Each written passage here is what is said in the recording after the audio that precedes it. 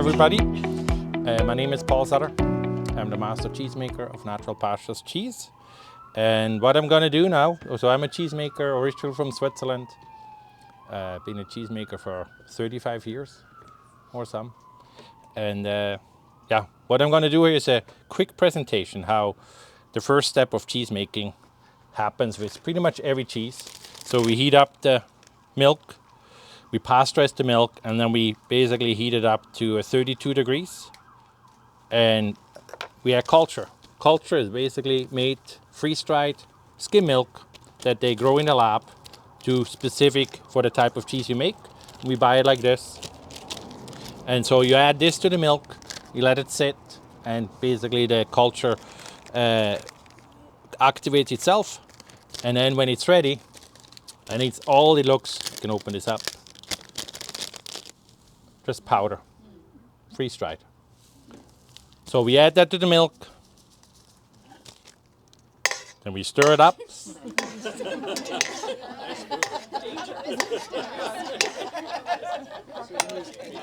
Yep, any utensils. Rennet, it's a liquid enzyme that basically curdles the milk to bring out the casein for the cheese. And we add that to some water. And then when you add that to the milk, it curdles. Normally this process takes about an hour for the culture to activate. And then we add this and it takes about 30 to 45 minutes to activate in the milk. Now, of course, we don't have time 40 minutes to do this. So I'm inoculated way more that it should go very quickly. And if not, I'll just add some more. This is very strong. Now we just let it sit. Can I ask a question? Yep. The powdered stuff, what's that again? It's the culture. The culture. It's, so you didn't need to use the whole bag for that? No. Just a little bit? A bag like this will do about 1,000 liters. And yeah, so use very little, and it's all specific. You buy them of the type of cheese you want to make. I can choose, and what I did basically here, I chose different cultures. I know what they're in it. Cultures are Latin in the languages, so we can communicate without learning language. So all over the international, you basically just pick the culture you want, the type of cheese you want to make, and then you kind of know what the effective of those. And so different type of cheese use different cultures.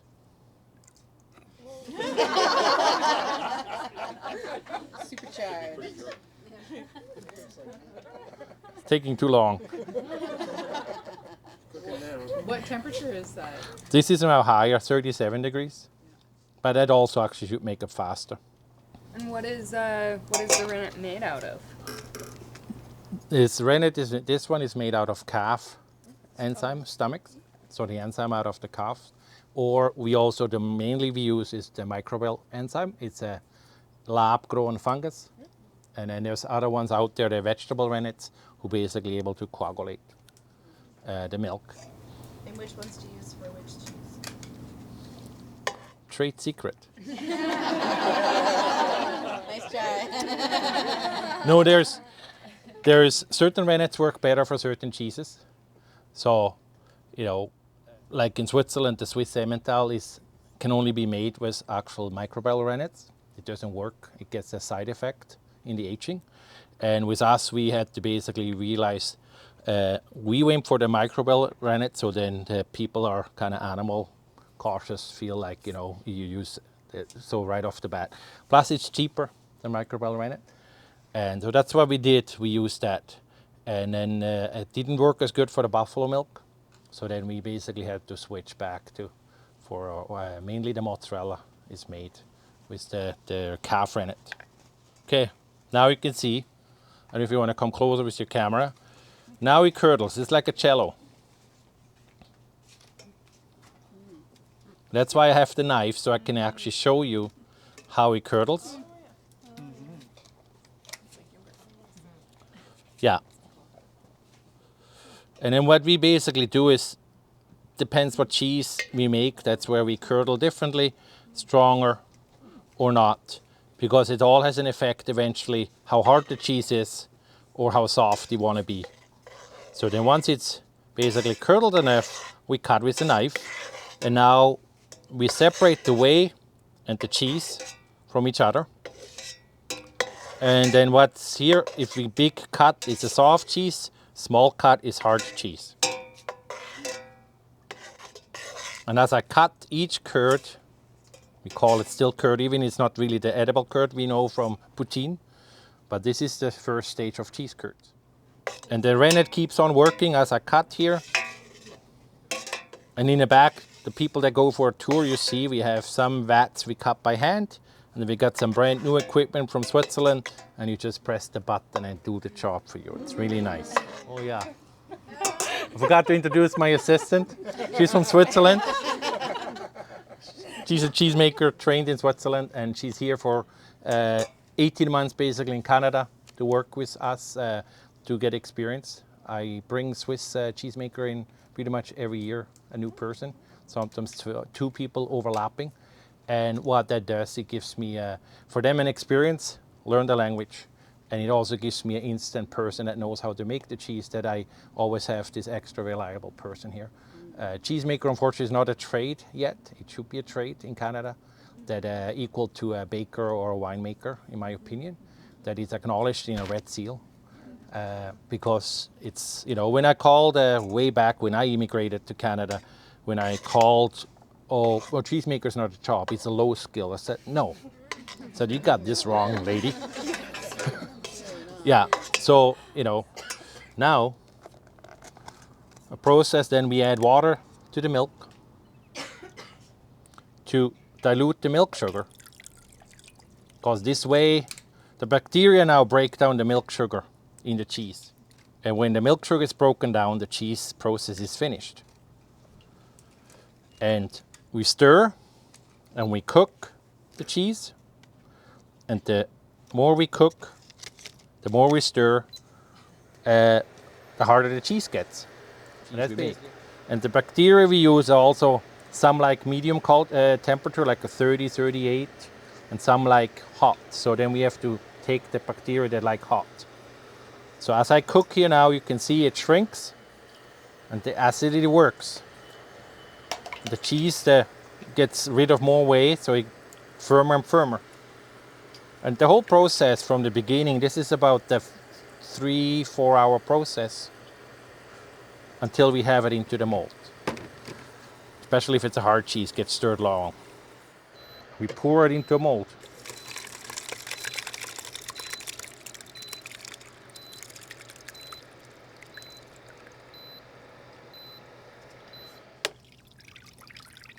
And then as it settles, we turn it, and with hard cheese we press it.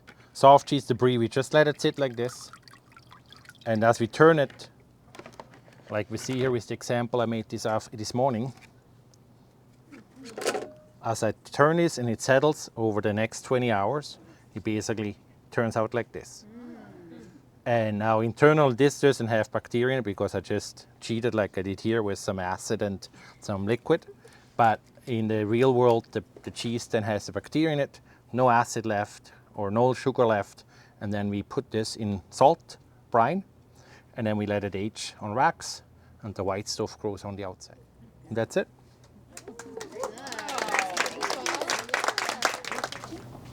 How much milk? How much milk? 3 liters. Yeah, 3 liters. And the whole stirring process,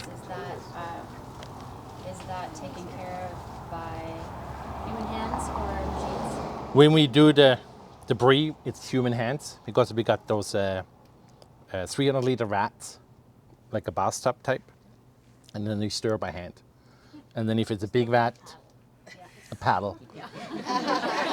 Yeah, and it's soft cheese. You don't have to stir as much, and so you basically you stir quickly, 5 times, and then you let it sit, and then you stir half an hour later some more. Where the hard cheese, cheddar, and all the other ones, we stir more often, and then we basically use equipment that does the job for us. So winning the battle on calling cheese cheese, because wasn't there something in the media where like cheese that we buy in the grocery store really isn't cheese and they should be calling it cheese? It's not made that way. Well, I think that's all has to do with the people that like the vegan, that non-milk cheese, Okay. that they're trying to say, you know, it's cheese, and that's officially it's the milk industry says no, it's not cheese, like a name protection, right? That you can't not fool. That's really what comes from there. Just like the meat, the butchers say, you know, when they bring this vegetarian meat, so-called, or bacon, that is misleading. Like it's not, and that's where it goes to. It's really about that. Can you explain the cheddar, like the orange cheddar, like Orange cheddar. Orange cheddar is basically, before I had the milk, I add orange color to it, food coloring. It used to be keratin when it was healthy. Nowadays it has a lot of, it's the food color that doesn't get off your finger when you bake. That's kind of the food color they put into the milk. And it makes the milk orange first. And as we separate then the cheese turns, the more it loses the whey, the more orange it gets. Yeah, when we make cheddar, we basically, it's a unique process. Instead of just putting that cheese in a mold, letting it sit, or press it like we do for the semi-hard and hard cheeses. In cheddar, then we have those, and we put them into, kind of becomes firmer because it's hard, and we pile them up on top of each other in a fast process. As they pile, they stretch. And that's eventually, then we cut those up into little French fries, and that makes it in a squeaky cheese. Like Anissa has there. If you guys want to, it's in the bag, so if you want to pass it around. And then we make them fresh and warm on Wednesdays, and then you can buy them that way. But then Paul will telling you what happens after we use them. The ones that don't sell, we use to make the cheddar. Yeah, that's the beginning of cheddar cheese. All those, when they're warm, we press them into a mold, and they become the cheddar cheese when we age them. what did you say about if they don't sell them?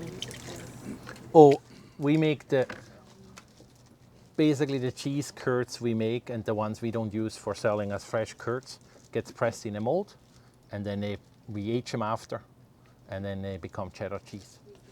So all cheddar, it's just a process, cheddaring process. Yeah, there's different, that's what's unique about making cheese. You can make a cheese one way, and then you can either treat it differently or slightly make it differently, and you end up with a different product. On some process you could do the same way and you still end up slightly different. It's the culture used, the temperature, the technique, the equipment.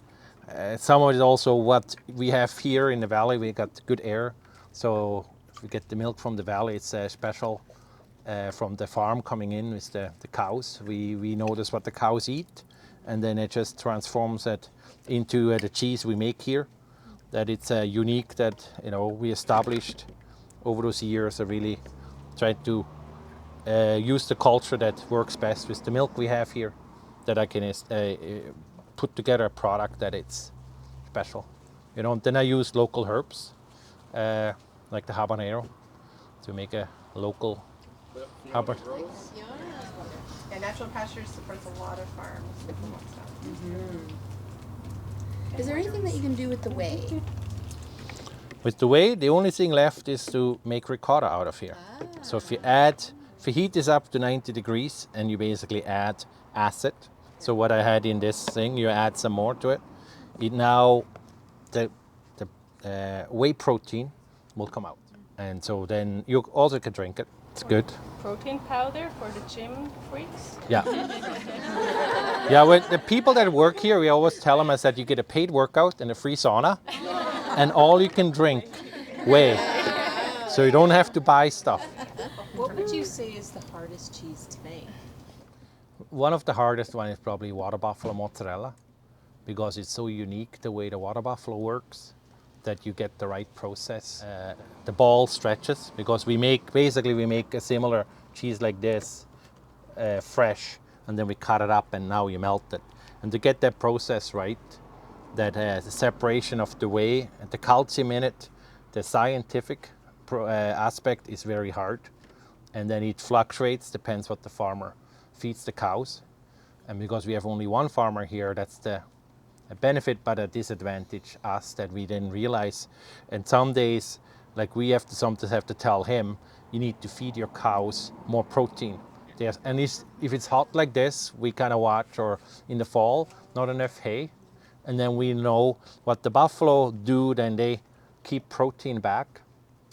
And then the milk I get, it doesn't curdle as nice. And then of course that doesn't get me, that has issue then. And of course I learned over those years. I mean, we were the first one in Canada making water buffalo mozzarella. And so we learned over those years, really work with that. And then the farmer too is very supportive. Then he's usually a week later, he just gives some more grain, and a week later the milk changed. That's how quickly it goes, right? So is it a protein difference in the milk or fat? It's the cow keeps back some energy. We always say they don't have enough energy. You need to give them something like grain, so they can have energy. Otherwise, they take it out of the milk, and then they take whatever it's inside the milk. They take it out to keep it, and then our milk becomes weak. So then I have to use way more rennet. I don't get the cheese to curdle, and then it all has an impact of how the cheese stretches after. It's the science behind it. Well, that's my job. I've been doing it long enough that it's a passion. So. So when you have, like, when you buy the milk, are you looking for high butterfat? No particular. We do have quite high butterfat here. We have a separator now. So we separate the butterfat out of it to kind of keep a consistency of the type of milk we use. Because otherwise it's a challenge too. We have different milk. Then we have to adjust the recipe that ultimately we want the same cheese. If we don't adjust the recipe, then we suddenly have a softer brie or firmer brie. So it's about standardizing the fat a bit. Big companies, they standardize protein too. So you have always the same, and we just take the fat and kind of try that to keep in balance. So of course, a nicer fat amount we have, it's easier for us to make a nicer cheese to begin with, so we don't have to add cream. Doesn't take much for us to make a triple cream brie or camembert. We make a seasonal, so because we got a lot of cream already coming in. And then the water buffalo, they have like 7 to 8% fat already in it. How many farms do you get your milk from, the cow milk? Basically one. It just every week changes. Like it depends. Most time it's just from one farm for that load. And is it on the island or is it off island? No, it's on the island. Yeah, we're trying to get local milk. They changed it around a bit, so now it's something from Duncan, but we really emphasize on local milk because it's the best. It's locally. How many liters of milk do you go through in a week? Around 12,000 liters a week, and then we do about 2,000 buffalo milk. Yeah, plus 2,000 buffalo milk. But the buffalo is from here in the valley. Yes. Yeah. Yeah. There's a small farm in Port Alberni that also ships every 2 weeks, but the main one is from the valley. And the one here in the valley has blueberries too. I think they do, right? Yeah, I think they're still doing. They have a pick your own. I think they're still going. And they have the farmers market, the local water buffalo farm, because we make a yogurt for them. And how about for people that are lactose? Oh, water buffalo milk is known for to be good for people that are lactose intolerant or not tolerating the cow milk. So you can eat more likely the water buffalo products. It's I guess it's not an official doctor thing out there, but we tasted enough people that used to be allergic, and I basically said, here, try this yogurt or try this cheese, and then they never had issue with it. So it's really beneficial for people. Good. Thank you very much.